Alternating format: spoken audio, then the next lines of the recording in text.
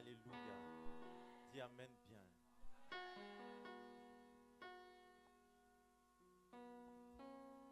Tu vas baisser la tête et nous allons prier. Seigneur, nous voulons te rendre toute la gloire, toi qui es présent dans cette atmosphère. Nous te rendons, Seigneur, l'honneur et la puissance, parce que nous savons déjà que tu es présent parmi nous. Seigneur, nous te prions ce soir.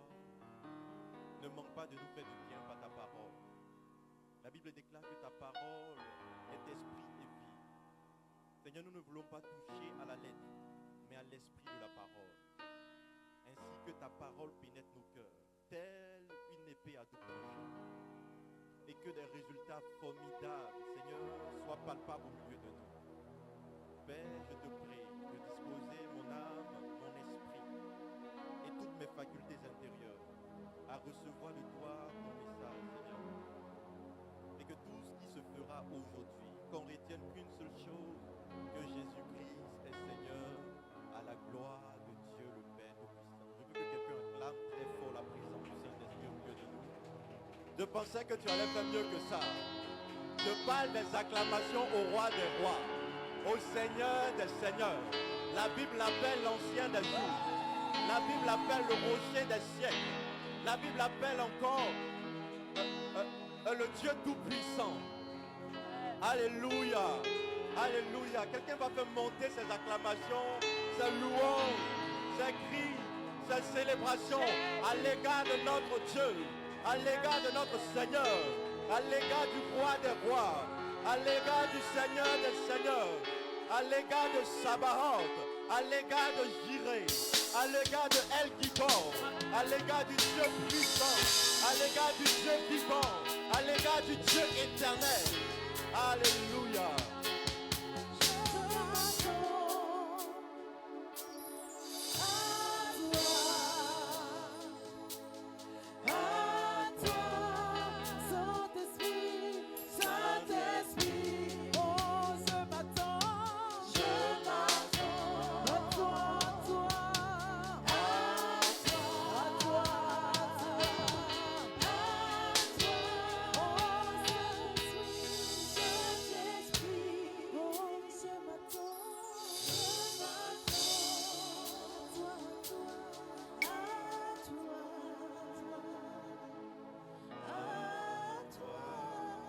Alléluia, on peut acclamer Dieu pour le cœur royal de Dieu.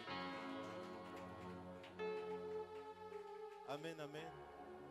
Je suis très heureux de nous revoir après ces longs moments passés en congé. Voilà qu'on se retrouve tous. J'espère que chacun a vécu de bonnes vacances et que on les a utilisées à bon escient pour prier. Dis à ton voisin, est-ce que tu as prié? Amen. Les vacances ne sont pas l'absence de prière. Amen. Amen. Être en vacances, ce n'est pas l'absence de prière. Dis à ton voisin, ce n'est pas l'absence de prière. Amen. Donc il n'y a pas de raison pour lesquelles aujourd'hui tu ne sois pas en effervescence. Amen. Donc aujourd'hui on va prier. Amen. Dis à ton voisin, on va prier. Alléluia. Alléluia. J'aimerais déjà dire merci à notre maman, la gardienne de la maison. Voilà. Et à notre daddy depuis la France. Parce qu'il est parti en mission très spéciale. L'onction s'est délocalisée en France. Amen. Mais on a eu des retours très favorables. Grâce à vos prières, la puissance de Dieu se manifeste terriblement en France. La France sent qu'il y a une onction bizarre qui est rentrée sur le territoire. Dis Amen bien. Alléluia. Fais un bisou stratégique au Saint-Esprit, s'il te plaît. Alléluia. Le thème qui nous rassemble aujourd'hui, c'est vaincre par le prophétique. Amen. Amen. Et aujourd'hui, à travers ce thème, l'idée est d'amener le cœur des enfants de Dieu à comprendre l'importance et la place du prophétique dans le combat spirituel. Dis la place du prophétique dans le combat spirituel. Alléluia. Vous savez, vous êtes sur un territoire et ce territoire s'appelle Divine Révélation. Amen. Et divine révélation, si quelqu'un n'a pas la révélation, c'est que dans la logique spirituelle du ministère, c'est que nous ne prions pas sans la révélation. Amen. Qu'est-ce que cela signifie? Cela signifie qu'un enfant de Dieu doit être un amoureux de la révélation. Amen. Parce que personne ne peut vaincre dans le combat spirituel sans avoir la révélation. Amen. Voilà pourquoi Jésus-Christ va dire que l'heure vient où, et elle est déjà là, où les vrais adorateurs adoreront le Père en esprit et en vérité. Amen. Qu'est-ce que cela signifie? Cela signifie que dans la conception de Jésus, il ne peut pas avoir de prière sans révélation. En d'autres termes, l'adorateur est celui qui sait ce qui est sur le cœur de Dieu concernant la situation pour laquelle il prie. Est-ce que quelqu'un m'a compris? Tu vas faire comme ça. Oh oh. Qu'est-ce que je veux dire? Je veux dire que dans la logique spirituelle, c'est qu'on ne prie pas pour un sujet dans le vide. Dis à ton voisin dans le vide. On ne prie pas pour un sujet sans révélation. Dis à ton voisin sans révélation. Alléluia. Voilà pourquoi quelqu'un a dit qu'avant de prier, il faut prier. Qu'est-ce que cela signifie? Cela signifie que avant même de t'engager dans des réalités spirituelles, avant même de t'engager sur un terrain spirituel, un terrain de bataille spirituelle, il faut avoir la révélation de ce que tu es en train de faire. Amen. Une des choses qui aujourd'hui fatigue les chrétiens de nos jours, c'est que nous sommes de bons prieurs, mais nous ne sommes pas de bons adorateurs. Pourquoi? Parce que ce qui manque à nos prières, c'est la réalité prophétique. Dis à ton voisin la réalité prophétique. Alléluia. En d'autres termes, notre capacité à avoir des victoires spirituelles est logée dans notre capacité à avoir la révélation. Dis à ton voisin, la révélation. Personne ne peut avoir l'ascendance sur l'ennemi tant qu'il n'a pas la connaissance de la stratégie de l'ennemi. Est-ce que tu peux combattre quelqu'un que tu ne connais pas? Alléluia. Quelqu'un que tu ne combats pas, que tu ne connais pas, lorsque tu le combats, tu es en danger. Dis à ton voisin, tu es en danger. Parce que tu ne sais pas ses forces, tu ne sais pas ses faiblesses. Et donc, tu ne peux pas savoir à qui tu as affaire au juste. Alléluia. Et ce qui fatigue les chrétiens aujourd'hui, c'est notre manque de capacité à pouvoir être plongé dans les réalités spirituelles au point d'emprunter les yeux de Dieu pour regarder la situation, non pas avec un regard humain, mais avec le regard de Dieu. Alléluia. Vous savez pourquoi dans la Bible, lorsque Jésus va parler de la nouvelle naissance, il va assimiler l'homme né de nouveau à un vent. Au point où il va dire qu'on connaît le mouvement, c'est-à-dire quand le vent souffle, on sait où il va, mais on ne sait d'où il vient. Ainsi en est-il de tout homme qui naît de nouveau. Pour dire que ta nouvelle naissance en Christ te confère une nature spirituelle qui fait qu'on ne peut pas te cerner. Qui peut attraper le vent, s'il vous plaît? Alléluia. Pourquoi Jésus nous assimile au vent? Au fait, il veut révéler un mystère là. Il veut révéler la capacité qu'ont les enfants de Dieu à être inscénables spirituellement. Parce qu'une personne qu'on arrive à cerner spirituellement, on peut le peser spirituellement, on peut connaître son poids spirituel, on peut jauger et on peut le frapper. Parce que quoi? On connaît toutes ses caractéristiques, on connaît ses forces, mais aussi on connaît ses faiblesses. On connaît les failles de son caractère, on sait où on peut taper et puis ça va prendre. Mais lorsque Christ nous assimile au vent, il veut parler de la nature incertaine du vent. La nature insaisissable du vent. La nature incompréhensible du vent. On sait que le vent se manifeste que par son mouvement. Mais on ne peut pas voir le vent. C'est la même chose pour les enfants spirituels. Quelqu'un qui est né de nouveau doit partager cette nature. C'est-à-dire spirituellement, on ne doit pas pouvoir mettre la main sur toi. Dis amen bien. Donc quand tu fais rêve et puis on te poursuit, c'est que tu as un problème spirituel. Ou bien ceux qui sont rentrés dans ta dimension spirituelle. La zone où il ne fallait pas rentrer, ils sont rentrés là-bas. C'est-à-dire que tu dois te lever pour prier. Dis, voisin, lève-toi pour prier. Alléluia. Et donc, ce qu'il faut savoir à travers ce thème, c'est que il y a une réalité spirituelle qui nous entoure. Alléluia. Et cette réalité spirituelle, c'est la réalité du monde des esprits. Dis à ton voisin le monde des esprits. Ce que nous devons savoir, frères et sœurs, c'est que ce monde dans lequel nous vivons est un monde dangereux. Dis à ton voisin dangereux. Frères et sœurs, il n'est pas normal que tu sortes dans la rue avec des capacités d'un homme ordinaire. Parce qu'il n'y a pas de situation neutre dans les choses de l'esprit. Soit tu es de Dieu, soit tu es du diable. Alléluia. Alléluia. Est-ce que quelqu'un me comprend? Soit tu es de Dieu, soit tu es du diable. Et lorsque tu es de Dieu, il n'y a pas un pied dedans et puis un pied dehors. Sinon, tu es dehors. Et lorsqu'on a la merci du monde, le diable peut faire de notre vie ce qu'il veut. Voilà pourquoi il y a certains chrétiens, pendant les fêtes de fin d'année, on les a déjà programmés pour la mort. Il y a d'autres qui sont baptisés, confirmés, qui communient, mais s'ils s'amusent, ils vont mourir. La réalité spirituelle n'a rien à voir avec nos émotions, frères et sœurs. Dis à ton voisin, ça n'a rien à voir avec tes émotions. C'est une question de loi. Soit je respecte la loi, soit je subis la loi. Alléluia. Et donc, il n'y a pas d'excuse pour que le chrétien ne connaisse pas son environnement spirituel. Dis à ton voisin, connais ton environnement spirituel.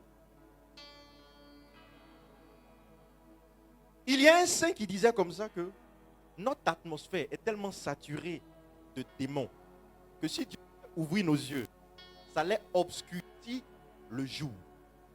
Est-ce que vous vous rendez compte de ce que ça signifie?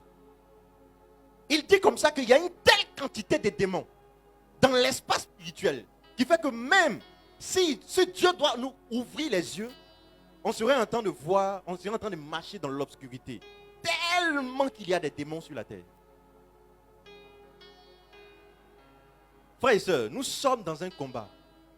Voilà pourquoi Jésus, avant de partir, a dit que je ne vous laisserai pas orphelins. Et l'héritage que Jésus promet aux chrétiens, c'est la puissance.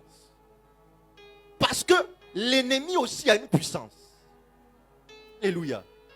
Alléluia. L'ennemi aussi a une puissance. Dis bien, l'ennemi aussi a une puissance. Et cette puissance de l'ennemi là n'est pas supérieure à la puissance de Dieu. Mais pourquoi est-ce que ça ne coule pas dans le chrétien? Il faut dire que c'est une question de principe. Dis à ton voisin principe. La responsabilité n'est plus à Dieu, mais aux hommes. Alléluia. Alléluia. Donc, vaincre par le prophétique, c'est quoi? C'est être capable de soumettre l'ennemi par la direction prophétique. Alléluia. Alléluia. Alléluia. Est-ce que quelqu'un me comprend? Quelqu'un a compris quelque chose? C'est aussi comment parvenir à soumettre l'adversaire par la révélation de la pensée de Dieu. Alléluia. Comment est-ce que j'arrive à avoir l'ascendance sur mon ennemi par la révélation de la pensée de Dieu? Vous savez, une des choses qui fait que les chrétiens souffrent, c'est le manque de direction. Parce que Jésus ne nous a pas conçus. Dieu n'a pas conçu l'homme pour vivre en dehors de lui. Dieu a conçu l'homme pour vivre avec une direction assistée. Et la direction assistée, c'est la direction du Saint-Esprit. En d'autres termes, un homme normal ne doit pas réagir, ne doit pas agir sans la caution de l'Esprit. On va en venir. Pourquoi? Parce que chaque décision qu'un chrétien prend, il doit pouvoir avoir de l'ascendance dans cette décision qu'il a prise à cause de la présence de l'Esprit avec lui. C'est-à-dire, lorsque tu fais une affaire, ta capacité à raisonner, à faire, doit être supérieure à la capacité des gens du monde à réfléchir. C'est-à-dire, tu sais où il faut aller chercher les clients à un instant précis, à cause de la direction prophétique. Vous savez, cette dispensation dans laquelle on est tellement merveilleuse qu'il n'y a pas d'excuse pour un enfant de Dieu de ne pas prospérer. Pourquoi? Parce qu'on est dans une dispensation du prophétique. Dieu a libéré l'esprit prophétique au point où les enfants de Dieu doivent être éclairés par la connaissance prophétique. C'est-à-dire, un enfant de Dieu ne doit pas marcher comme un homme ordinaire marche. Mais lorsque tu marches, tes pas sont conduits par le Saint-Esprit. Au point où tu sais ce qu'il faut faire et quand est-ce qu'il faut le faire à cause de la direction assistée de l'Esprit. Alléluia. Donc personne ne peut soumettre l'adversaire sans la direction prophétique. Amen. Une des choses qui rendrait Israël invincible face à ses ennemis, c'était Élisée. Dis Élisée. C'était un prophète. Dis un prophète. Mais pas un prophète normal. C'était un prophète qui agissait dans la dimension des choses. C'est-à-dire des gens qui sont capables de voir des visions. Dieu lui montrait des visions. Au point où il pouvait entendre ce que les ennemis disaient dans leur camp. Au point où il pouvait dire à Israël, on se déplace ici, on part à gauche parce que l'ennemi viendra demain. Vous voyez ce niveau de connaissance et d'intimité à Dieu. C'est ce que Dieu a toujours désiré pour ses enfants.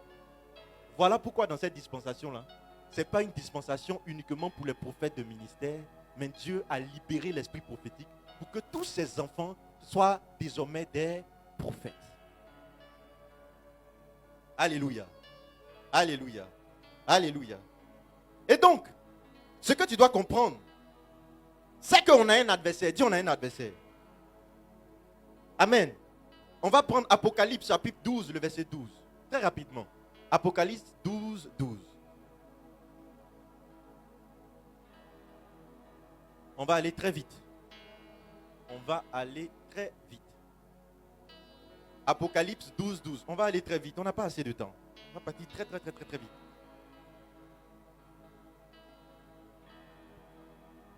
Apocalypse 12, 12. Que dit la parole de Dieu? C'est pourquoi soyez dans la joie. Soyez dans la joie. Vous les cieux. Vous les cieux. Et vous qui avez votre demeure. Et vous qui avez votre demeure. Malheur à vous. Malheur à vous. La terre et la mer. La terre et la mer. Répète. La terre et la mer. Malheur à vous. Malheur à vous. Malheur à vous. Malheur à vous. La terre et la mer. Et la mer. On continue. Car le diable est descendu vers vous. Emporté de fureur. Sachant que peu de temps lui reste. Frères et sœurs, ne vous amusez pas. Une des choses qui combat aujourd'hui les gens de notre temps, vous savez c'est quoi? C'est la gestion du temps. Dis à ton voisin la gestion du temps. Il n'y a que les chrétiens seuls qui ne maîtrisent pas le temps. Et le diable a compris ça. Voilà pourquoi il nous vole des heures de prière à travers WhatsApp, à travers Facebook, à travers les réseaux sociaux. Pourquoi? Parce que lui, il sait qu'il a peu de temps. Mais il n'y a que le chrétien seul qui n'a pas la conscience du temps et qui joue avec son temps, qui s'amuse avec ses heures de prière, qui s'amuse avec ses heures d'intimité avec Dieu. Le diable sait qu'il a peu de temps. Et comme il a peu de temps, il fera tout ce qui est dans son possible pour perdre les enfants de Dieu. Donc ne pensez pas que lui, il est dans un combat d'amitié avec les hommes. Non. Il a peu de temps. Donc imaginez quelqu'un qui doit subir un jugement dans peu de temps. Imaginez la fureur avec laquelle il veut emporter les âmes. Frère, l'enjeu du combat est grand. Parce que Satan n'est pas venu pour s'amuser. Dis à ton voisin, il n'est pas venu pour s'amuser. Et parce qu'il a peu de temps, il est prêt à tout. Pour que toi, ton âme puisse s'égarer. Pour que moi, je puisse m'égarer lorsque Jésus reviendra dans les temps derniers. Il fera tout pour que tu ne puisses pas rentrer dans ta destinée. Il fera tout pour te décourager. Il fera tout pour que tu ne puisses pas rentrer dans ce que Dieu a prévu pour toi. Il va envoyer la maladie. Il va envoyer la distraction. Il va envoyer les soucis de la vie. Il va faire que tu sois concentré que sur les réalités concernant ta vie et non les réalités concernant le royaume des cieux. Il va t'apporter de la distraction pour que tu puisses penser quoi? Tu puisses douter de l'amour de Dieu. Pour que tu puisses te dire en toi-même, tu es rejeté par Dieu. Mais où est Dieu? Vous savez, la plus grande des choses qu'un homme puisse perdre, c'est sa foi. Faites attention lorsque votre foi est en train de prendre un coup. Parce que le diable vous prépare un coup. Et parce qu'il sait qu'il a peu de temps, il va mettre tout à sa disposition pour détruire le monde. La plus grande ruse du diable, c'est de faire croire au monde qui n'existe pas. Et aujourd'hui, on est en train de perdre la notion du sacré. Pourquoi? Parce que les gens jouent même avec les choses de Dieu. On prend les prédications des hommes de Dieu pour s'amuser. On s'amuse avec le sacré. Pourquoi? Parce qu'on sait que si on banalise le sacré, la foi des hommes et de plusieurs vont être touchée. Et c'est ce qu'on fait. Même le parler en langue. Il y a certaines personnes qui imitent des humoristes. Et d'autres en rient. Frères et sœurs, s'il y a une chose pour laquelle ce monde doit avoir peur, c'est tout péché à l'endroit du Saint-Esprit. Dieu peut pardonner tout, mais on ne touche pas à la réalité du Saint-Esprit. Le diable a peu de temps. Donc gère bien ton temps. On ne s'amuse pas avec le temps. Ne sois pas distrait par tout ce qui se passe sur les réseaux sociaux. Ne sois pas distrait par tous les buzz. Parce que le diable a peu de temps. Et il fera tout pour te distraire de l'essentiel. Et quand vous voyez un peuple distrait, un peuple distrait est un peuple endormi. Et ce peuple endormi là, le diable peut frapper ce peuple. Pourquoi? Parce qu'il a la distraction. Alléluia. Alléluia. Donc voisin, touche ton voisin, dis voisin. Reste concentré. Dis mon Père, donne-moi un esprit de prière pour que je puisse rester en éveil dans ta présence pendant les longues heures. Donne-moi l'esprit de prière. Donne-moi la conscience des réalités spirituelles. Alléluia. On va prendre 1 Pierre chapitre 5, le verset 8 au verset 9. 1 Pierre chapitre 5, le verset 8 et le verset 9. Très rapidement.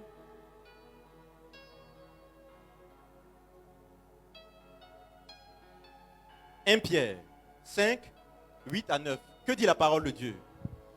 Soyez sobre. Soyez sobre. Veillez. Veillez. Votre adversaire, le diable. Votre adversaire, le diable. Comme un lion rugissant. Comme un lion rugissant. Rôde cherchant qui dévorer. Rôde cherchant qui dévorer. Dévorer. Alléluia. Amen. Regardez ce que la Bible dit. La Bible dit, votre adversaire. Soyez sobre et veillez. Votre adversaire le diable. Votre adversaire le diable. Comme un lion rugissant. Comme un lion rugissant. Rôde. Rôde. Cherchant qui dévorer. Cherchant qui dévorer. Amen. Donc le diable est en mission contre ton âme. Il cherche qui il va dévorer dans sa quête. Parce qu'il sait qu'il a peu de temps. Et ce que vous remarquez, un des phénomènes les plus forts dans cette tête, c'est qu'on ne dit pas que le diable est l'adversaire de Dieu. Mais on dit, vous, votre adversaire, le diable. Alléluia. La révélation dedans, c'est que, au fait, le diable ne peut pas être l'adversaire de Dieu. Parce que la créature ne peut pas être l'adversaire de son créateur. Pour qu'il y ait l'adversité en Dieu, quelqu'un, il faudrait que la personne puisse partager la même nature que Dieu. Est-ce que quelqu'un a compris quelque chose? Alléluia. C'est nous qui avons besoin de l'assistance du ciel pour que quoi? Pour qu'il intervienne en notre faveur. Sinon Dieu, lui, il n'a plus de problème. Apocalypse nous a dit quoi? Que malheur à toi terre et habitants de la terre. Malheur à vous plutôt terre et habitants de la terre. Donc les habitants des cieux, ils sont heureux. Oh. Mais c'est nous sur la terre ici, on a tous les problèmes. Donc, qu'est-ce que Pierre va dire sur la base de cette révélation? Il dit veillez et priez. Car votre adversaire, le diable, il dit quoi? Rôde comme un lion rugissant, c'est un qui dévoré. Donc le diable te cherche. Il faut dire le diable te cherche. Alléluia. Je ne suis pas en train d'effrayer quelqu'un. Hein? Je parle de la réalité qui t'entoure, que tu négliges. Amen. Amen. Amen. Donc il faut comprendre que nous sommes dans un monde dangereux. Nous sommes dans un monde dangereux. Et ce monde-là a besoin de Dieu. Ce monde-là a besoin de prière. Ce monde-là a besoin de la présence et de l'assistance de l'Esprit. Alléluia. Et ce qu'il faut savoir dans ce combat spirituel, c'est qu'il faut savoir les atouts que tu as en ta faveur. Dis à ton voisin, j'ai des avantages. Et mon premier avantage, c'est ma communion avec le Saint-Esprit. Alléluia. Pourquoi la communion avec le Saint-Esprit? Parce que la communion avec le Saint-Esprit va t'introduire dans une réalité spirituelle. La première réalité spirituelle, c'est la révélation de la voix de Dieu. Dis à ton voisin la révélation de la voix de Dieu. Et la révélation des voix de Dieu. Alléluia. J'ai dit voix de Dieu, V-O-I-X, et les voix de Dieu, V-O-I-E-S. Amen. Donc les voix comme les chemins que Dieu utilise pour nous adresser sa parole, et la voix de Dieu comme la dimension sonore. Amen. Quelqu'un comprend quelque chose? Donc, notre avantage dans ce combat spirituel, c'est le Saint-Esprit. Dis à ton voisin le Saint-Esprit. Et lorsque le Saint-Esprit est dans la vie d'une personne, le Saint-Esprit est là pour une communion. Qui parle de communion, parle de communication. Donc, cette relation avec le Saint-Esprit doit nous conduire dans une relation et dans une communion. Et cette communication se fait par quoi?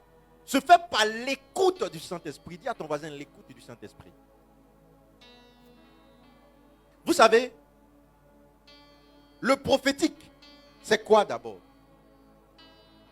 Le prophétique, c'est l'art de discerner les voix et la voix de Dieu par tous les moyens que Dieu utilise afin de nous transmettre sa pensée. Je reprends, le prophétique, c'est l'art de discerner la voix, les voix et la voix de Dieu par tous les moyens que Dieu utilise pour nous adresser sa pensée. Le prophétique, c'est aussi quoi? C'est aussi le langage divin perçu par le prophète et transmis dans le langage humain. C'est un langage spirituel qui est perçu prophétiquement et qui est transcrit dans un langage humain. Voilà pourquoi la Bible dit que c'est poussé par l'esprit que les prophètes ont prophétisé. Pour dire que l'écoute de Dieu est une réalité spirituelle qui est basée sur la révélation. Amen. Est-ce que quelqu'un comprend ce que je dis? Au fait, je peux écouter Dieu par les sensations prophétiques. Amen. Amen. Comment est-ce que je peux écouter Dieu par les sensations prophétiques? C'est-à-dire, très souvent, Dieu peut m'adresser sa parole en me faisant des clins d'œil. Par exemple, il peut se promener dans mon corps. Donc soudainement, je peux marcher, mais soudainement, je peux avoir envie de me retourner comme ça. C'est quelqu'un qui comprend quelque chose. Maintenant, ce soudain, ça peut être une forme d'instruction que Dieu veut me donner. Et pendant que je me retourne, je peux sentir un mal-être dans mon corps. Vous voyez, un mal-être dans mon corps. Et ce mal-être-là peut concerner quelqu'un. Vous voyez? Est-ce que quelqu'un comprend? Amen. Amen. Donc Dieu peut m'adresser sa parole. Le prophétique, c'est ça. C'est là d'entendre. C'est là de comprendre Dieu. C'est là de cerner sa voix. Donc dans le combat spirituel, notre capacité à écouter Dieu compte. Il faut dire ça compte, frère. Personne ne peut dire qu'il s'engage dans un combat spirituel s'il n'est pas à l'écoute de Dieu. Amen. Sinon, c'est quelqu'un qui est en train de se battre. C'est un aveu qui est en train de se battre et un voyant. Amen. Ça donne quoi? Toi-même, il faut voir. Amen. C'est-à-dire qu'il n'a pas la direction et la position de l'ennemi, mais il est en train de combattre.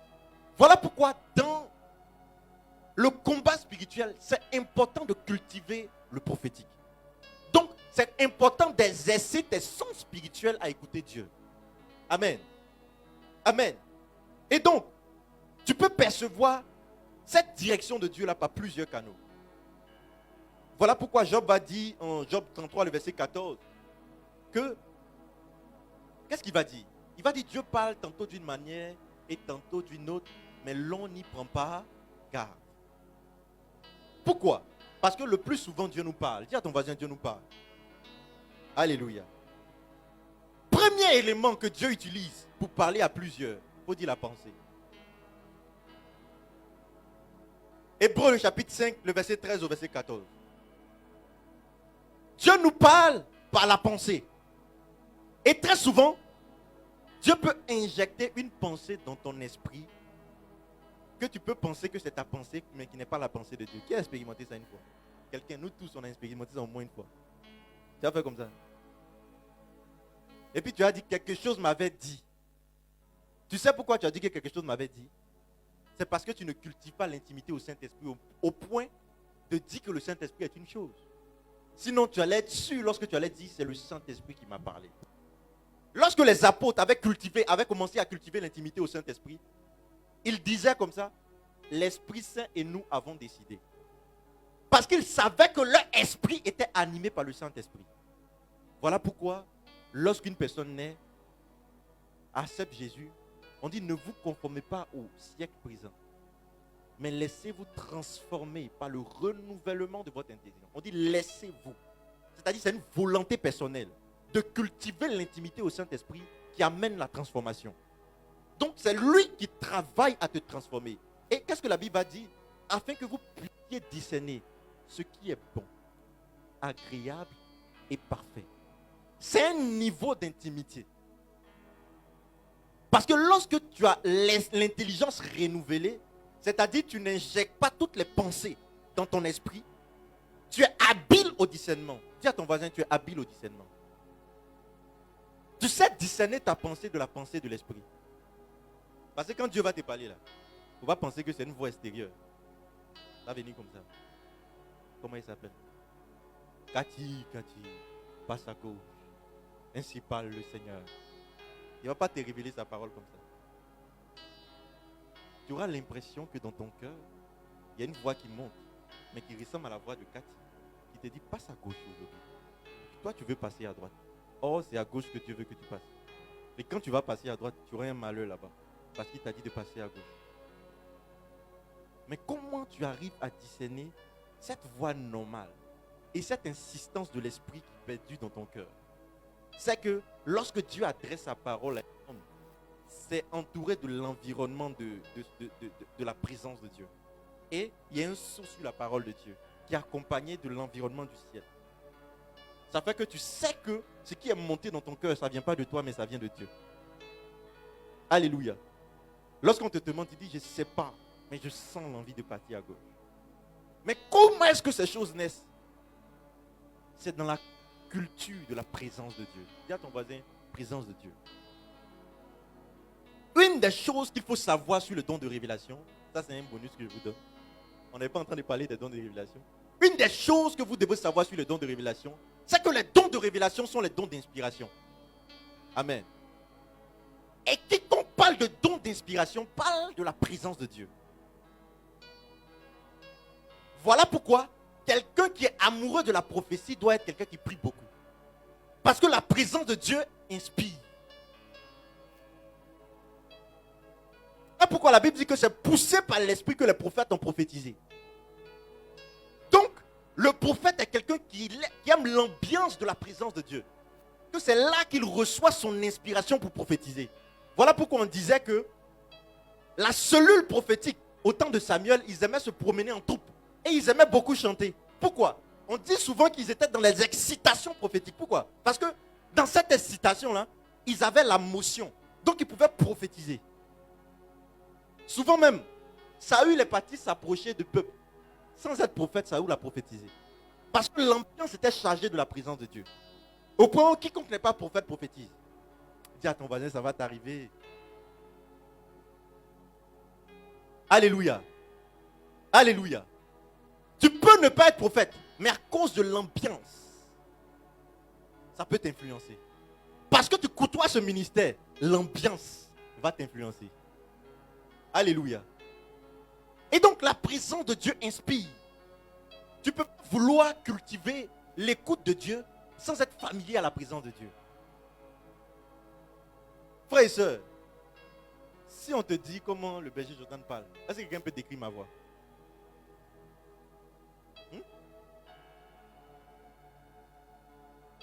Tu peux décrire ma voix? Moi, je ne peux pas décrire la voix d'Élisée. Même si je ne peux pas dire Élisée parle comme ça. Non. Ou bien, tu peux décrire ma voix? Et c'est possible. Maman Paulo, toi, est-ce que tu peux décrire la voix de berger Léon?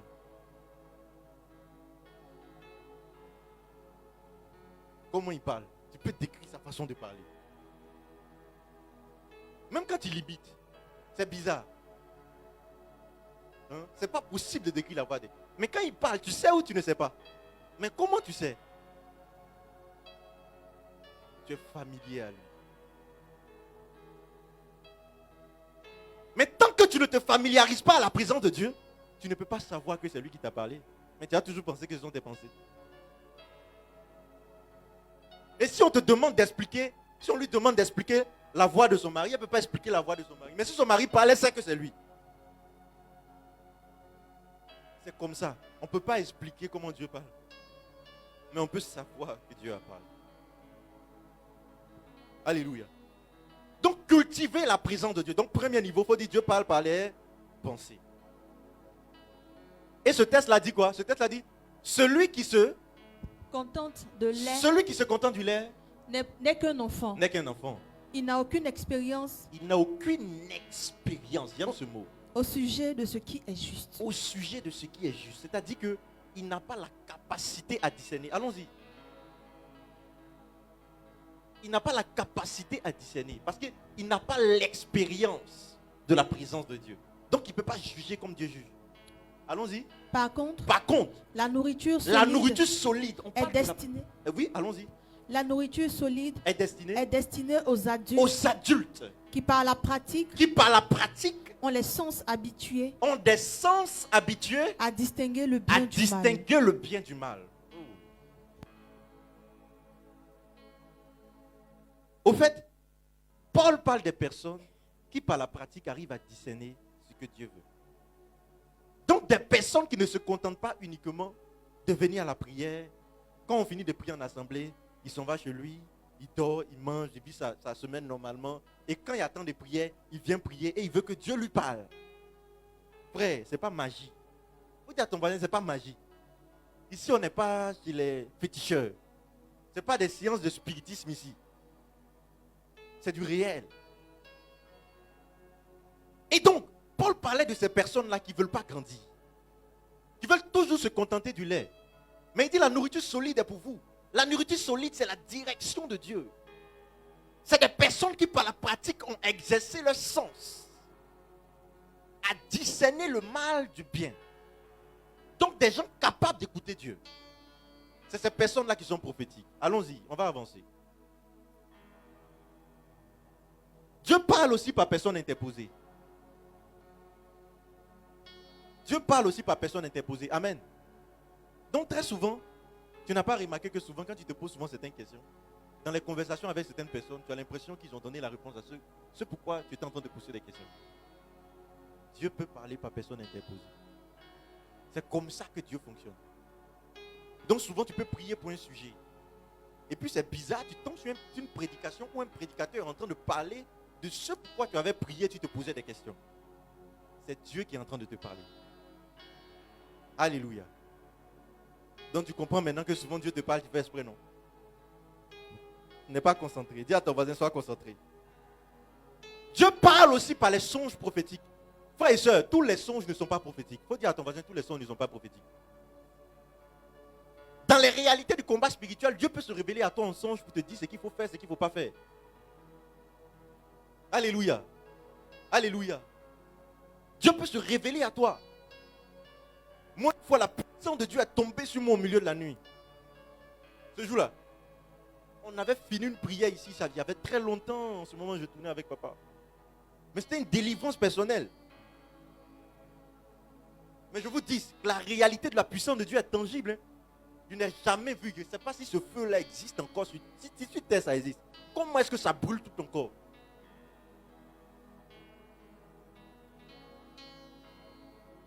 Alléluia. C'était un feu terrible qui est tombé sur moi. Mais ce jour-là, je sentais que quelque chose était arrivé dans mon espace spirituel. Et je comprenais que j'avais fait un songe prophétique. Et ces choses-là m'arrivent fréquemment. Quand il dit fréquemment, c'est vrai fréquemment. Moi, je ne rêve pas beaucoup, je ne fais pas long rêve. Quand je rêve, c'est des petites séquences. Mi-éveillé, mi-endormi. Mais ça arrive clairement. Récemment, j'avais fait ce type de rêve-là, ce type de songe-là. Et très souvent, quand un événement doit m'arriver, ça m'arrive fréquemment. Je peux me voir dans un environnement, comme ça. Et quand je me réveille, je sais que j'étais quelque part, et puis je sais que ce rêve-là, il est prophétique. Donc j'attends. Très souvent, c'est au milieu de la journée que Dieu peut me dire quelque chose concernant ça. Et très souvent, il y avait quelques mois, j'avais fait un rêve de ce type-là. Et aujourd'hui, je suis en train de rentrer dans l'accomplissement de ce que j'avais vu. Et par le prophétique, Dieu parle. Par les songes, Dieu parle. Dieu se révèle. Amen. Donc fais attention. Dieu va faire attention à tes rêves. Mais il faut faire attention à tous tes rêves. Amen. Tous les rêves ne sont pas interprétés. Il y a des gens, quand ils mangent, ils sont rassasiés, ils songent beaucoup. Souvent, par lui, peut faire songe aussi. Donc, discerner, ayez le discernement. Amen. Quand tu es un sérieux palu, tu hallucines souvent. Amen. Tu peux être en ciel et terre, penser que tu es en train de converser avec Dieu. Oh, tu rêvasses. Même le grand Pierre, il a eu une vision dans la fin. Souvent, la fin aussi fait ça. Tu peux voir des trucs. Amen. Amen. Amen. Quelqu'un peut faire une bise au Saint-Esprit. Il faut aussi connaître son autorité spirituelle. Amen. En 1 Jean, le chapitre 4, le verset 4, que dit la parole de Dieu? La Bible dit que vous, petits enfants, vous êtes de Dieu. Une autre version dit vous émanez de Dieu. Ça signifie que tu es de la nature de Dieu. Donc n'aie pas peur lorsque tu dois t'engager. Jésus n'est pas ton oncle. Pourquoi quand tu es le palais, tu passes par personne interposée? Toujours ça doit être un homme de Dieu, un homme de Dieu, un homme de Dieu. Est-ce que tu es en parlable avec Dieu? Jésus là, c'est ton oncle.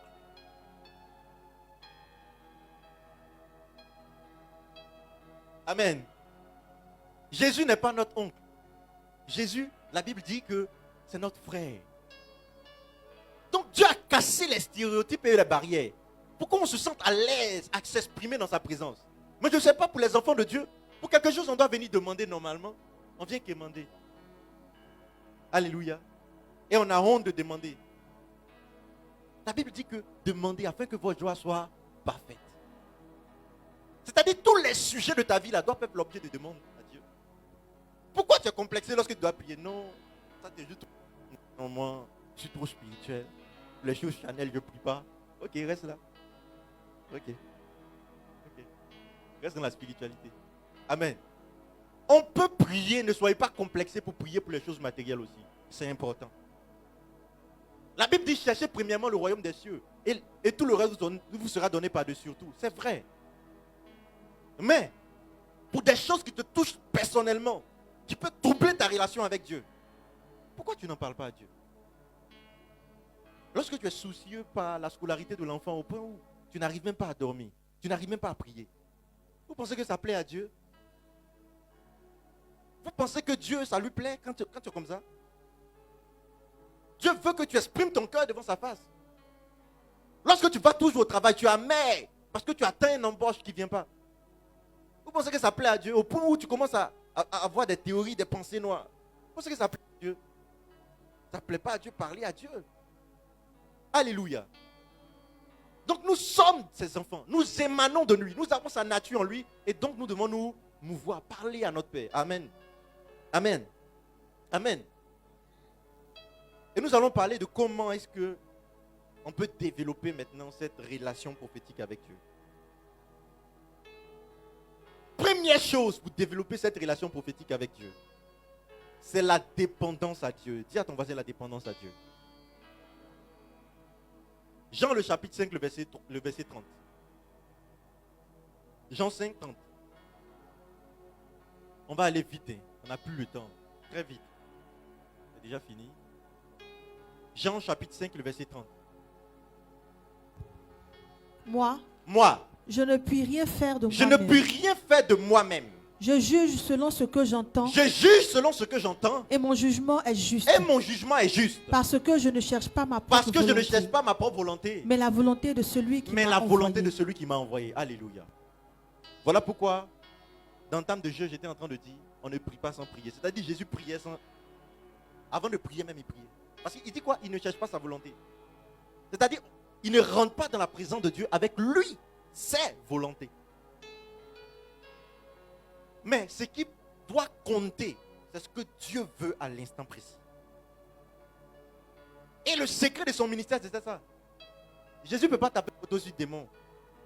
Parce qu'il a compris le secret. S'il a jugé sur un démon, c'est parce qu'il a pris le temps de discerner. Et cette dépendance à Dieu, cette dépendance à la voix de Dieu, va faire que Dieu va se sentir souvent, Dieu va se sentir obligé de te parler. Pourquoi? Parce que, vous savez, dans le niveau d'intimité avec le Saint-Esprit c'est un gentleman. La place que tu ne lui donnes pas, il n'occupe pas.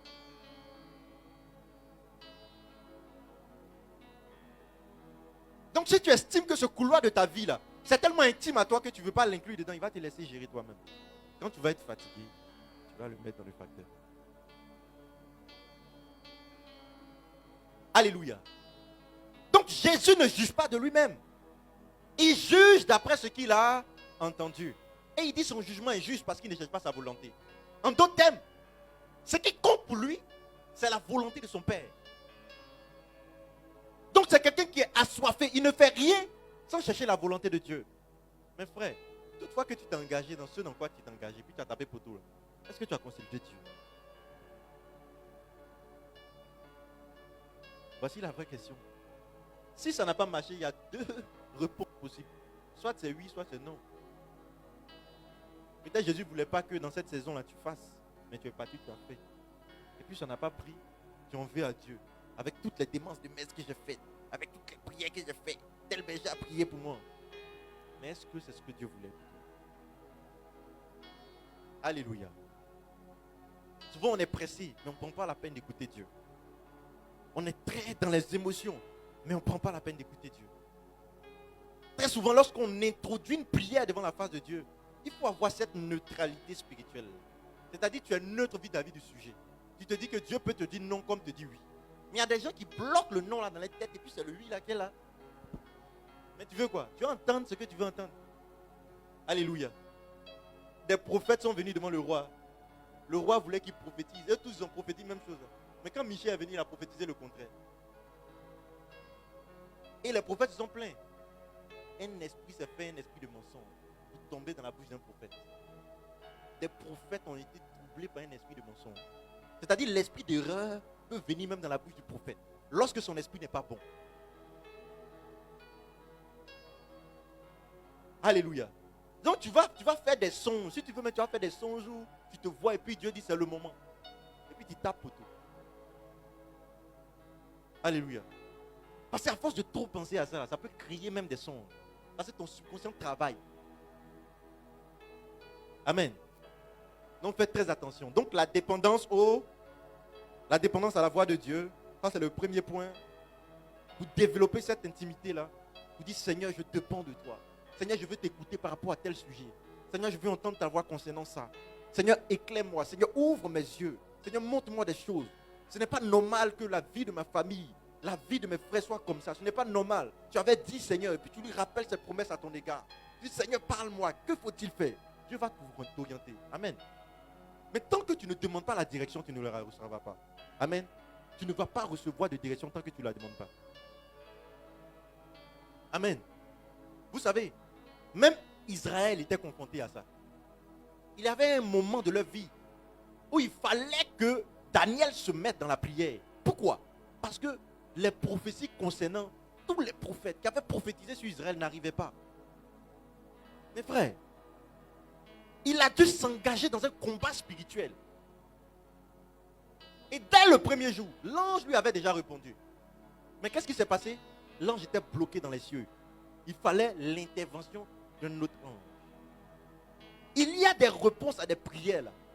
C'est seule l'insistance dans la prière qui peut débloquer la situation. Mais toi, tu pries 2 jours, tu arrêtes. Dieu ne m'a pas écouté.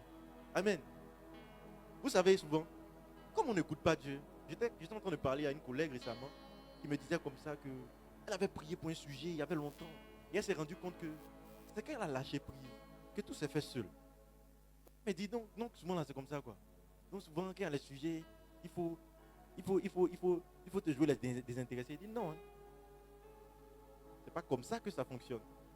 Ce que tu viens de vivre l'exaucement. Mais qu'est-ce qui s'est passé en réalité? C'est que depuis le premier jour où tu avais prié, Dieu t'avait parlé pour dire que attends, il va le faire. Mais comme tu t'es pressé, tu insistais dans la prière parce que tu veux un résultat immédiat. Et ce n'est pas venu. Et c'est quand toi-même tu t'es découragé que la réponse est venue. Parce que le temps marqué pour ça était décalé. Ce n'était pas dans ton timing à toi. Et toute prière que tu vas faire dans un timing n'est pas le timing de Dieu. Tu vas t'épuiser, tu vas sentir que tu es fatigué. Mais ce n'est pas le moment de Dieu. Quand tu pries pour ça, là, ce que Dieu te met à cœur à l'instant, c'est effectivement ça. S'il te dit que ce n'est pas le moment, ce n'est pas le moment. Mais pourquoi toi tu forces? Alléluia. C'était une parenthèse. Après la consécration de la bouche, dis à ton voisin la consécration de la bouche. Jacques chapitre 1, le verset 26. Frères et sœurs, Jacques chapitre 1, verset 26. On ne peut pas dire que nous, on veut développer la grâce prophétique. On veut agir comme prophète. Tout en ayant le langage facile. C'est-à-dire, on est léger dans les paroles. On est prompt à insulter. On est prompt à mettre nos bouches dans tous les bérets. Allons-y. Si quelqu'un se croit religieux. Si quelqu'un se croit religieux. Sans tenir sa langue en bride. Sans tenir sa langue en quoi? En bride. En bride. Donc quelqu'un qui est capable de ne pas trop parler. Allons-y. Mais en se trompant lui-même. C'est-à-dire que c'est une tromperie de te jouer les spirituels. Or, ta bouche est dans tous les dossiers. Des bérets. Allons-y. Vaine est sa religion. Vaine est ça. En d'autres termes, tout ce que tu fais là, c'est zéro. Un homme dans la bouche duquel doit sortir des oracles, c'est qu'il ne faut pas maudire. C'est qu'il ne faut pas raconter de médisance sur les gens. C'est qu'il ne faut pas avoir la bouche légère. En train de parler, mettre ta bouche dans les situations des gens. Dans les affaires même qui ne te regardent pas. C'est-à-dire que tu connais la vie des gens mieux qu'eux-mêmes. Alléluia. Alléluia. Toi-même, si on te raconte ce que la personne a raconté, tu es assis quand tu dis ouais, il a fait tout ça. Alléluia. C'est dangereux. Frères et sœurs, vaine est ta religion. C'est parce que cette bouche-là a un pouvoir prophétique. Et quand tu l'utilises dans les mauvaises choses, tu es en train de souiller ta bouche. Parce que ta bouche doit confesser les merveilles de Dieu. Vous savez, toutefois que Dieu devait créer quelque chose dans la vie du peuple, ou plutôt, prenez le récit de la création. Toutefois que Dieu devait créer quelque chose, il dit, la Bible dit, et Dieu dit. Et Dieu dit. Dieu dit que la lumière soit et la lumière fut. Toujours Dieu dit. Et puis automatiquement, il y a création. Vous ne voyez pas que la parole a un pouvoir sacré? Donc quelqu'un dont la bouche doit confesser les merveilles de Dieu est en train de se voutrer dans les choses inutiles. Frère, tu es sûr que tu peux progresser. Mais ta bouche n'a plus de poids spirituel. Parce que tu ne fais que confesser des choses qui ne sont pas bonnes. Tout à l'heure, on va voir des trucs. Je vais montrer des principes très simples. Vous allez voir que ça s'adapte facilement à notre vie. Hein. Il y a des choses là. Tu n'es pas obligé de parler dedans. Ça ne te concerne pas. Pourquoi tu te sens obligé? Non, je ne suis pas parti vers le béret. Le béret est venu vers moi. Alléluia. Je ne suis pas parti vers le béret est venu vers moi. C'était là comme ça. Donc, il n'est pas écouté. Alléluia. Arrête ça. Il faut dire à ton voisin, arrête ça. Alléluia.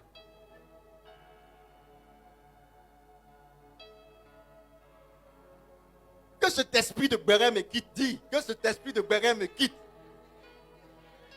Alléluia. Apprenez à maintenir vos bouches. Parlez lorsque c'est utile. Parlez pour construire. Parlez pour apporter la consolation. Parlez pour apporter la parole de Dieu. Parlez pour apporter la réponse de Dieu. Il y a des gens qui ont besoin de Dieu. Et si ta bouche était dédiée? Voilà pourquoi dans le texte de Jérémie, chapitre 15, le verset 20, qu'est-ce qu'il dit? Si tu ne sais pas ce qui est vil de ce qui est utile, alors tu seras comme ma bouche. Qu'est-ce qu'il veut dire? Il veut dire quoi? Lorsque tu arrives à faire la part des choses en ce qui n'est pas de Dieu et ce qui est de Dieu, Dieu arrive facilement à te bénir. Et il fait de toi sa bouche. Donc Dieu peut parler à travers toi. Amen. On va avancer. Donc il faut dire voisin. Dis touche ton voisin. Si c'est voisine, tu dis voisine. Voisine. Voisine, ferme ta bouche. Apprends à fermer ta bouche. Amen. Après ça, il y a la méditation de la parole de Dieu. Frères et sœurs, on ne peut rien faire sans méditation de la parole de Dieu. Très souvent, la révélation de Dieu va arriver à nous à partir de nos temps de méditation. Il y a des jours où Dieu ne va pas t'adresser sa parole à travers une motion, à travers un événement particulier, une sensation. Mais Dieu va t'adresser sa parole à travers sa parole écrite. Mais tu ne lis pas la Bible. L'identité du chrétien se trouve dans la parole de Dieu. Voilà pourquoi dans le livre de Jacques, il est dit que il y a une catégorie de personnes. Quand ils finissent de lire la Bible, ils finissent de voir comment ils sont. Et puis quand ils sortent, ils ont un autre comportement. Il dit, il les compare à des personnes qui se mirent dans un miroir. Et puis après avoir quitté le miroir, là, ils oublient comment était leur visage. Qu'est-ce que ça signifie? Au fait, il est en train de faire le lien de la parole de Dieu et l'image, notre image. En d'autres termes, tout homme qui plonge son regard dans la parole de Dieu, au fait, c'est plus Jésus il voit, c'est lui il voit.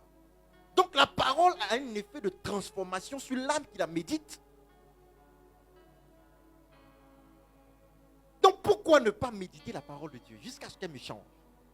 Tu sais qu'il y a un caractère qui n'est pas bon. Mais lis la parole de Dieu, vois comment Jésus était. Médite sur les fruits de l'esprit. Et après tu pries, tu dis Seigneur, donne-moi ce caractère de patient. Donne-moi ce caractère de douceur. Mais toi, ce n'est pas ton problème. Tu es tout le temps béret. Elle dit la vie des gens t'intéresse plus que ta vie. Alléluia. Frères et sœurs, apprenez à travailler sur votre caractère. Vous savez, rien de bon ne va arriver dans vos vies tant que vous n'êtes pas préparés. Il y a des gens qui prient pour la grâce du travail, pour la grâce du mariage. Pourtant, leur capacité, ils ne s'étendent pas. Ils ne savent même pas comment j'ai un foyer, mais tu veux foyer.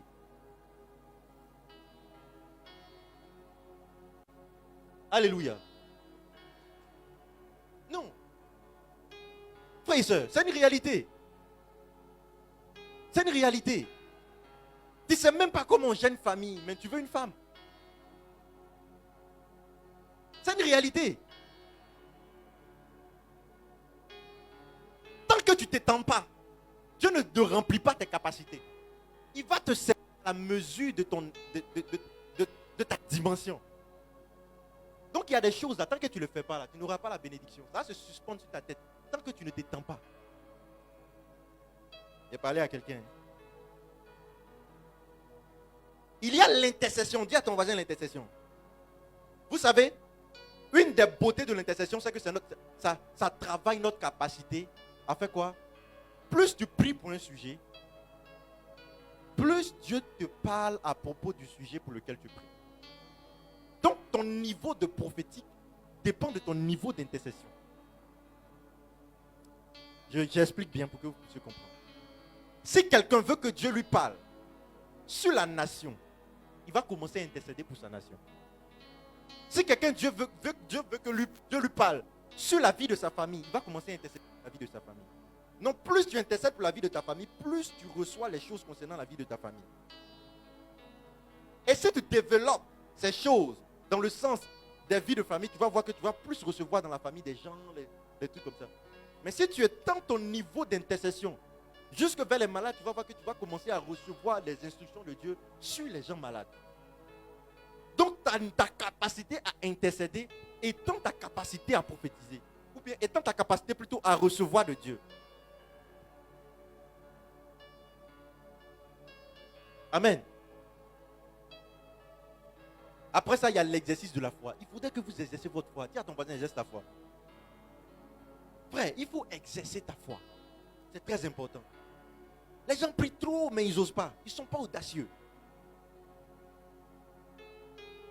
Il faut avoir l'audace d'agir. Mais tu finis de recevoir dans la présence de Dieu, mais tu es assis là-bas, et puis tu veux que ça vienne vers toi. Vous voyez, un gars, lui prie, travaille, et puis il s'assoit à la maison. Les gens travaillent, il n'a qu'à quitter là-bas pour venir vers lui. Alléluia. Mais sors. Appelle des gens. Voici des gens qui prient pour avoir beaucoup de marchés, les trucs comme ça. Mais ils n'étendent pas ses capacités. C'est-à-dire, ils n'osent pas dire que je vais prendre tel type d'article. Je vais faire telle publication, je vais booster comme ça, avec la prière de Dieu. Voici, j'attends que Dieu me prouve que vraiment il est avec moi. Rien. Il y a des gens qui n'ont pas l'esprit d'innovation. C'est-à-dire qu'ils peuvent rester toujours dans le même standard. Mais ils s'attendent à un chiffre d'affaires exponentiel. Si tu t'es mis dans une affaire de 100 clients, tu auras 100 clients. Mais si tu t'étends pour avoir 10 000 clients, tu auras 10 000 clients. Tout est une question de foi. Il te fera faire selon ta foi. Donc quand tu étends ton esprit, tu étends ta foi, tu reçois à la mesure de ta foi. 2025, il faut dire 2025 là. Je dois être audacieux. Je dois bouleverser mes habitudes pour rentrer dans mon exaucement. Alléluia. Pour finir, on va parler maintenant des niveaux d'exaucement. Frères et sœurs, il y a des niveaux d'exaucement là qui sont subordonnés à des niveaux d'intervention, soit de Dieu, soit des hommes. Dis à ton voisin, soit de Dieu, soit des hommes. Il y a des niveaux d'intervention qui sont subordonnés à des niveaux d'intervention, soit de Dieu, soit des hommes, soit des anges. Il y a des prières que tu vas faire là. Ce sont des anges qui vont venir avec la réponse. Il y a des prières que tu vas faire. Dieu va bloquer débloquer la situation. Il nous en touche. Et il y a des prières que tu vas faire là. Tu auras l'impression que l'exaucement est suspendu. Tu sais pourquoi? Parce qu'il y a une action qui vient de toi que tu n'as pas encore fait.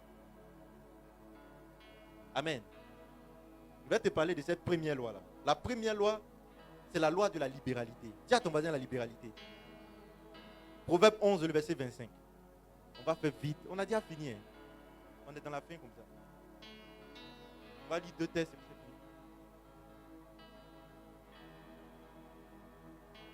Proverbe 11, 25. La loi de la libéralité. Oui, on va lire. Une personne généreuse sera comblée. Une personne généreuse sera comblée. Et qui donne à boire sera lui-même désaltéré. Et qui donne à boire sera lui-même désaltéré.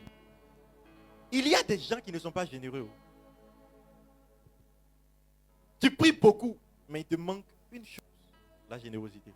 Si tu étais prophétique, Dieu allait te dire que telle chose donne à telle personne, telle chose donne à telle personne, telle chose donne à telle personne. Il y a des gens qui attendent l'exaucement venant de la part de Dieu. Vous savez, je dis toujours aux gens, vous étiez ici lorsque j'étais en train de... On avait fait sur l'adoration. J'étais en train de dire que l'adorateur est celui qui sait ce qu'il doit faire. Dans la dimension prophétique, donc, dans la dimension prophétique du combat spirituel, il y a certains actes que Dieu va te demander. Alléluia. Alléluia. Dieu a demandé au peuple d'Israël de tourner 7 fois autour de Jéricho. Une armée que ils n'étaient même pas capables d'assiéger Jéricho. Mais à cause des tours, des 7 tours qu'ils ont fait, ils ont eu la victoire. Donc souvent, si Israël était en train de prier et peut-être directement affronter Jéricho, ils allaient échouer. Mais à cause de la direction prophétique, ils ont eu l'ascension. C'est pour te dire que très souvent, là, tout n'est pas prière. Il y a des actes que tu dois poser. Donc quand tu pries, demande à Dieu prophétique d'être ouvert à ce que Dieu attend de toi. Sûrement, il va te dire, j'attends ta générosité à un certain niveau. Pense ça.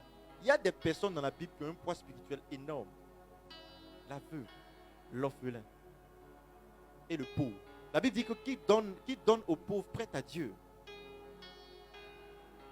Au fait, quand tu es en train de faire du bien à travers ta libéralité, Dieu est en train de penser à toi et à ton avenir.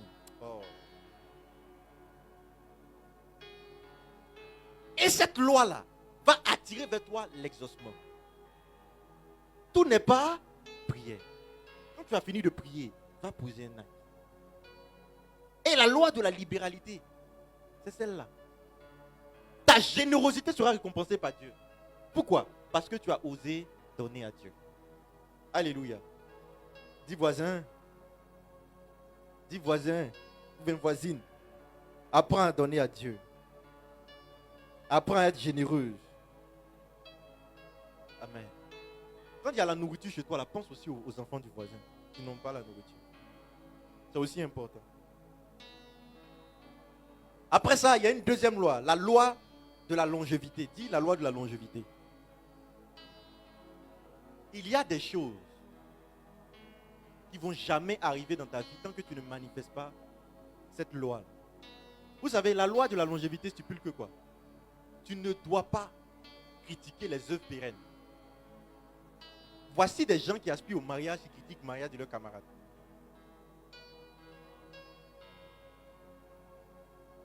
Frères et sœurs, apprenez à honorer les choses dans lesquelles vous voulez rentrer. Vous savez pourquoi? C'est très important. Une réalité dans laquelle tu n'es pas encore introduit, lorsque tu commences à honorer cette réalité-là qui est en train d'attirer la faveur sur toi. Lorsque tu regardes des vieux qui ont duré ensemble, il y a des gens qui veulent durer dans les couples mais ne savent pas honorer les vieux couples. Est-ce que vous êtes parti vous asseoir souvent au pied de ces vieux-là pour leur demander, papa, comment est-ce que vous avez fait aujourd'hui, toi et puis maman, vous êtes ensemble? Vous avez fait 25 ans, 40 ans de mariage. Mais il y a des choses que tu vas entendre qui ne vont pas te plaire. Parce que combien de fois elle s'est sacrifiée pour que ce couple-là puisse réussir? Peut-être c'est qui tu ne veux pas entendre. On ne critique pas les œuvres pérennes si tu veux la longévité. Tu veux durer, apprends à honorer ce qui a duré. Voilà pourquoi tous ceux qui vont combattre l'église catholique là vont s'éteindre. Les églises qui ont fait ça, ils vont s'éteindre. Parce qu'une église qui a 2000 ans d'existence, il faut l'honorer pour que la même grâce puisse t'affecter.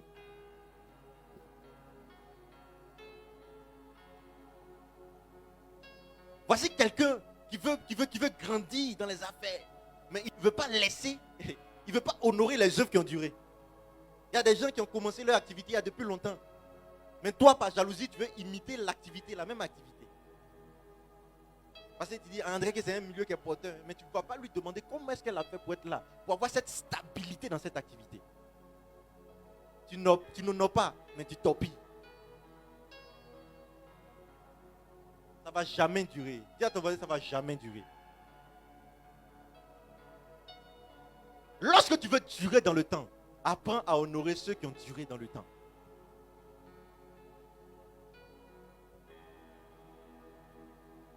Alléluia. Alléluia. Alléluia. Tu veux la longue vie, apprends à honorer les vieillards. Apprends à leur faire du bien. Qu'ils te bénissent, qu'ils te disent une longue vie aussi.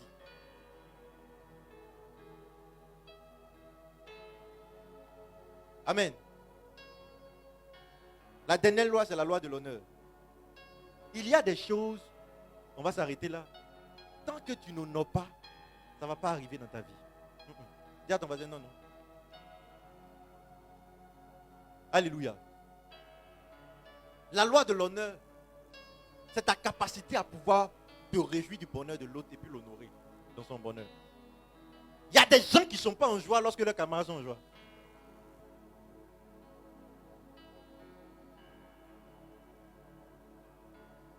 Ce que tu n'honores pas ne t'affecte pas. C'est impossible. Il faut dire à ton mari, c'est impossible. Si je n'honore pas l'onction sur la vie de mon père, l'onction ne va pas m'affecter. C'est comme ça.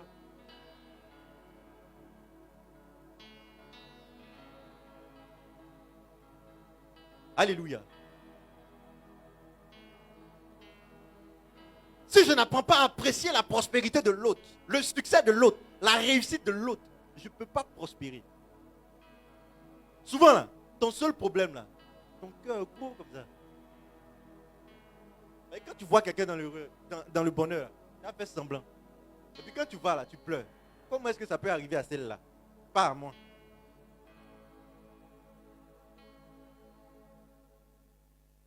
On appelle ça la jalousie. Dis à ton voisin la jalousie. C'est pas bon. Quand tu vas apprendre à apprécier la grâce sur la vie des autres, célébrer les autres, et dire que moi aussi mon temps va arriver. Et puis, souvent tu te regardes dans le miroir et tu penses à ton temps. Ah oui, tu penses à ton temps. Ton temps de gloire va sonner. Et puis tu vois maintenant, comment est-ce que les mêmes personnes que tu as su honorer vont t'honorer, vont t'accompagner. Parce que les gens que tu n'as pas accompagnés, il ne faut pas penser qu'ils vont t'accompagner aussi. Voilà pourquoi lorsque tu es en train de monter, évite d'écraser les gens. Parce que lorsque tu vas redescendre là, tu vas croiser le regard.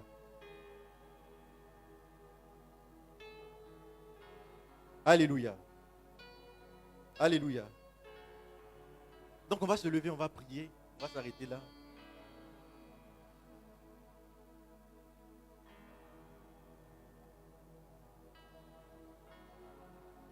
Alléluia. Je ne veux pas que quelqu'un soit distrait par quoi que ce soit. Il faudrait qu'aujourd'hui tu pries. Tu commences à rentrer dans cette dynamique-là. Tu vas demander à Dieu cette faculté, cette autorité spirituelle qui te permet d'avoir l'ascendant sur tes ennemis. Tu vas demander à Dieu, on va avoir des points de prière aujourd'hui.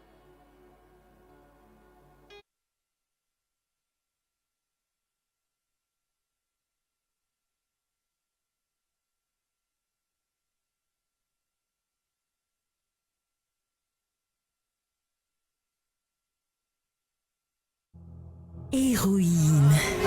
Héroïne, deuxième édition. Enraciné. Le ministère catholique Divine Révélation vous invite à un moment inédit. Héroïne, la retraite spéciale femme.